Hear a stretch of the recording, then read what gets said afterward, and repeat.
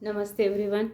This is the next writing skill, that is statement of purpose. 12th आहे हा, त्यालाच SOP असं म्हणतात. हे रायटिंग स्किल 12th आहे आणि ह्याला शॉर्टमध्ये काय म्हणतात, SOP स्टेटमेंट ऑफ पर्पज. आता काय आहे हे, तर ॲप्लिकेशन आहे. हे काय आहे, आपल्याला ॲप्लिकेशन लिहायचं आहे. कशासाठी आहे तर personal application to get admission in institution or university. आपल्याला युनिव्हर्सिटीमध्ये ग्रॅज्युएशन कोर्ससाठी किंवा एखाद्या इन्स्टिट्यूशनमध्ये जर आपल्याला ॲडमिशन घ्यायचं असेल तर आपला जो बायोडाटा असतो, करिक्युलम व्हिटे त्याला म्हटलं जातं किंवा रेझ्यूम म्हटलं जातं, तर याच्यासोबत या इन्फॉर्मेशनसोबत जे एक ॲप्लिकेशन लिहावं लागतं तर त्याला स्टेटमेंट ऑफ पर्पज असं म्हटलं जातं. तर हे रायटिंग स्किल 4 मार्क्ससाठी 12thला आहे. ते 5 किंवा 6 मार्क्ससाठी सुद्धा असू शकतं अकॉर्डिंग टू कोर्स. आपल्या कुठल्या कोर्सला हे लिहायचं आहे. मग आता पर्सनल इन्फॉर्मेशन असते याच्यामध्ये, objectives, goals, future plans, qualities, strength आणि लाईक्स, डिसलाईक्स हे सगळं याच्यामध्ये लिहायचं आहे आपल्याला, हे एका ॲप्लिकेशनमध्ये. त्यानंतर आपल्याला बघायचं आहे की why I choose this course. हे इन्स्पिरेशन काय आहे की हेच कोर्स किंवा हाच कोर्स, हेच ॲडमिशन मला इथेच का घ्यायचं आहे हे लिहावं लागेल. याच युनिव्हर्सिटीमध्ये मला का घ्यायचं आहे ॲडमिशन. स्पेसिफिक एखादी युनिव्हर्सिटी असते, ऑटोनॉमस युनिव्हर्सिटी असेल, अमेरिकेतली युनिव्हर्सिटी असेल किंवा इंडियामधली, भारतातली कुठली असेल, तर इथेच मला ॲडमिशन का घ्यायचं आहे तर ते आपल्याला त्या ठिकाणी एक्सप्लेन करायचं असतं. All above information with reasons are written in an essay format. तर ही सगळी इन्फॉर्मेशन जी आहे, पर्सनल इन्फॉर्मेशन, क्वालिटी, स्ट्रेंथ, त्यानंतर हेच कोर्स का निवडला आणि हेच युनिव्हर्सिटी किंवा तुमचंच इन्स्टिट्यूशन मी का निवडलं, अशा पद्धतीची सगळी इन्फॉर्मेशन आपल्याला एसे फॉर्मॅटमध्ये लिहायची असते. त्याला आपण स्टेटमेंट ऑफ पर्पज असं म्हणतो. Admission committee will select the student on the basis of SOP. मग तिथं जी ॲडमिशन कमिटी असते तर हे सगळं आपली इन्फॉर्मेशन बघितल्यानंतर, SOP बघितल्यानंतर आपल्याला ॲडमिशन द्यायचं का नाही हे ॲडमिशन कमिटी त्या ठिकाणी ठरवते. It is written after 12th for the courses in university. म्हणजे ग्रॅज्युएशन कोर्सेससाठी 12th नंतर आपल्याला हे लिहायचं ॲप्लिकेशन आहे. मग आता याचं क्रायटेरिया काय आहे, कसं लिहायचं असतं हे तर ते बघूया आपण. यामध्ये 5 to 6 पॅराग्राफ्स आपल्याला करायला लागतात. छोटे छोटे पॅराग्राफ्स आहेत. इंट्रोडक्शन, बॅकग्राऊंड, क्वालिटीज किंवा स्ट्रेंथ्स, त्यानंतर future plans, goal, objectives, likes and reasons to choose the course. अशा प्रत्येक एका पॉईंटसाठी एक छोटा पॅराग्राफ या पद्धतीने आपल्याला पुढं जायचं असतं आणि तसं आपल्याला लिहावं लागतं. नेक्स्ट आहे reasons to choose the specific institution or university. हा आणखी एक पॅराग्राफ आपल्याला छोटा करता येतो. How will be your travel towards your goal and how your interest, activities and institution will help you to achieve that.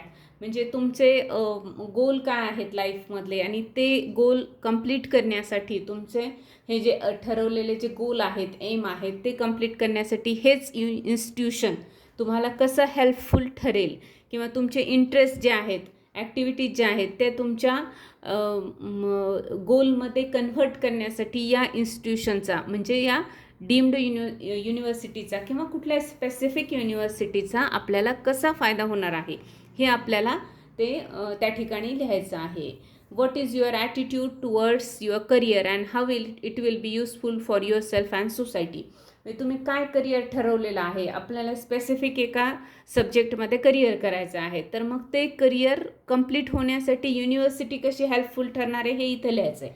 पण ते करिअर किंवा त्यामध्ये आपण जर करिअर केलं, त्यामध्ये जर आपण काही ॲक्टिव्हिटीज सुरू ठेवल्या हे कोर्स कंप्लीट झाल्यानंतर, तर त्या स्वतःसाठी आणि सोसायटीसाठी कशा युजफुल ठरणार आहेत, कशा फायदेशीर ठरणार आहेत हे आपल्याला इथं लिहायचं आहे. नेक्स्ट पॅराग्राफमध्ये काय, इट इज नॉट बायोडाटा आणि रिझ्यूम. हे काही रिझ्यूम नाही, आपल्याला इथे आपलं हे डिटेल्स नाही लिहायची की डेट ऑफ बर्थ काय आहे, जसं करिक्युलम व्हिटेमध्ये आपण लिहितो.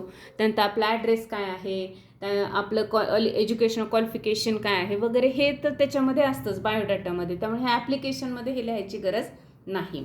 All writing should be in paragraph format like and essay. तर ही सगळी इन्फॉर्मेशन जी आहे ना तर आपल्याला 4-4 ओळीमध्ये असं लिहायची असते. आता यामध्ये व्होकॅब्लरी कशी असली पाहिजे, ग्रामर कसं असलं पाहिजे. तर व्होकॅब्लरी आणि ग्रामर हे काय आपल्याला स्ट्रेट फॉरवर्ड लँग्वेज या ठिकाणी असली पाहिजे. इथं कुठलेही आपल्याला फिगरेटिव्ह लँग्वेज, स्लोगन्स, त्यानंतर फ्रेजेस वगैरे हे यूज करायची गरज नाही, इडियम्स फ्रेजेस वगैरे यूज करायची गरज नाही.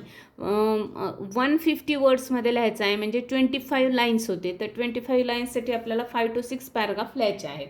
मग ते कसे पॅराग्राफ आपण करायचे आहे, तर 1-2 आपण असे लिहिले ना SOP की आपल्याला लक्षात येतं की कोणत्या 2-3 गोष्टी आपण एकत्र करून एक पॅराग्राफ सेट करू शकतो. आता याचे क्वेश्चन्स कशावर असतात, तर समजा suppose you want to be graduate in music, you want to be graduate in dance in American university, किंवा काय स्पेसिफिक एखाद्या युनिव्हर्सिटीचं नाव दिलेलं असतं, किंवा you want be journalist, take a journalist course from this university, आणि मग त्यासाठी तुम्ही एक SOP तयार करा. तर अकॉर्डिंग टू या फील्डनुसार तुम्हाला काय करावं लागेल, आपले क्वालिफिकेशन लिहावं लागेल, आपलं इंटरेस्ट लिहावं लागतील, आपण केलेल्या ॲक्टिव्हिटीज लिहावं लागेल, आपलं गोल लिहावं लागेल.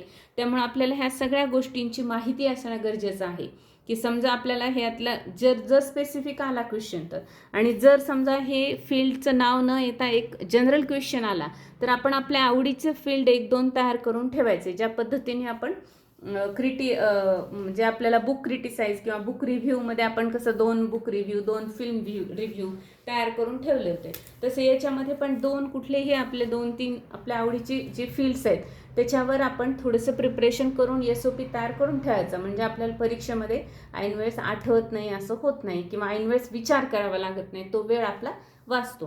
तर या पद्धतीने 1-2 आपण SOP तयार करायचे आहेत, आणि त्यात ते 1-2दा रीड करायचे, म्हणजे आपल्याला ठरवता येतं. ॲक्च्युली हे नवीन रायटिंग स्किल आहे, जे 10th झालेलं नाही आहे. त्यामुळे आपल्याला जर हे लिहायचं नसेल तर त्याला ऑरमध्ये जो क्वेश्चन आहे तो लिहू शकतो. पण आता हे जे व्हिडिओज आहेत हे सगळीच इन्फॉर्मेशन मला द्यायची आहे. त्यामुळे मी प्रत्येक रायटिंग स्किल जे 12thला परीक्षेला होतं तर ते सगळेचा या ठिकाणी विचार केलेला आहे. आपल्याला जे आवडीचा विषय येईल त्यानुसार आपण त्या फॉर्मॅटमध्ये लिहू शकतो. विषय बघायचा आहे आपल्याला, फॉर्मॅटचे विचार करायची किंवा रायटिंग स्किलचा विचार करायची गरज नाही.